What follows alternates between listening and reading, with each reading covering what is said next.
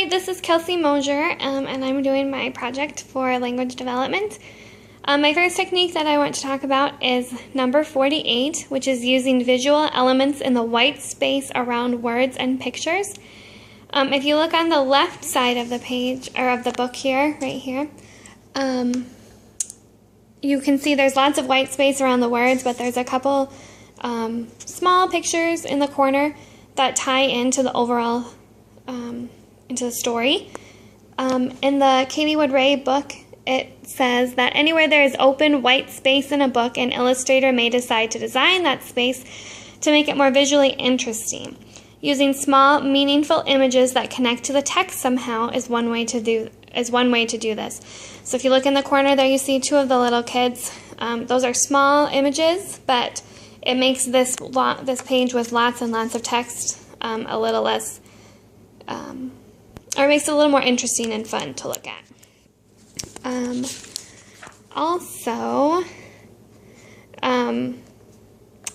She also says sometimes the white space is created by layout, where the illustration is on one side of the spread and the text on the other. So you can see on this side you have more of the really appealing illustration, and on the left side you have more of the text, but she's made it a little more fun and added a little illustration to the corner of that one. For my next two techniques, I'm using a different book, Pumpkin Countdown. So for number 49, there's a couple pages in this book I wanted to show. Here's one. So number 49 is using paper artifacts as visual elements. And these, sorry, my arm.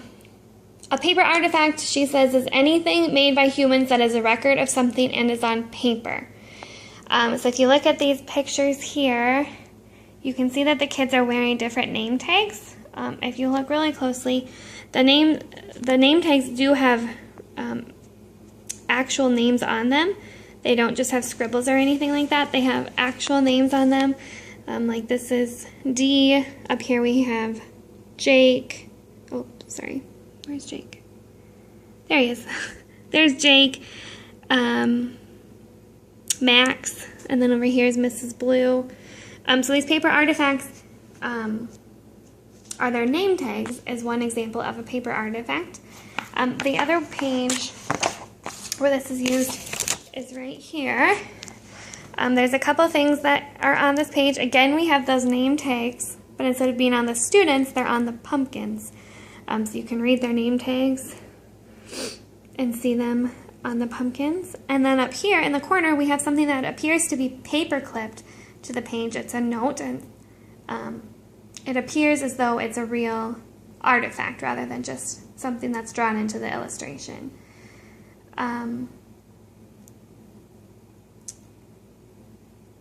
Yeah.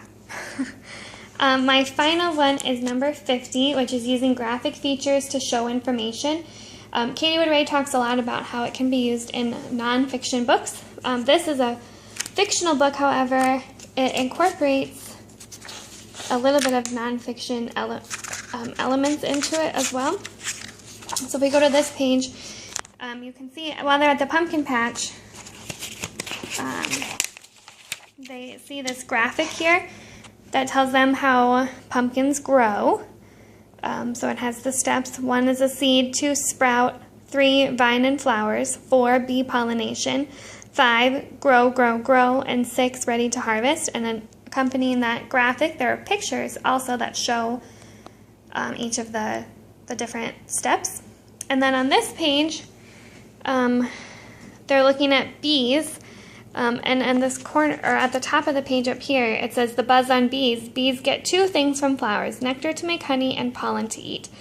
So even though this is not necessarily a nonfiction storybook,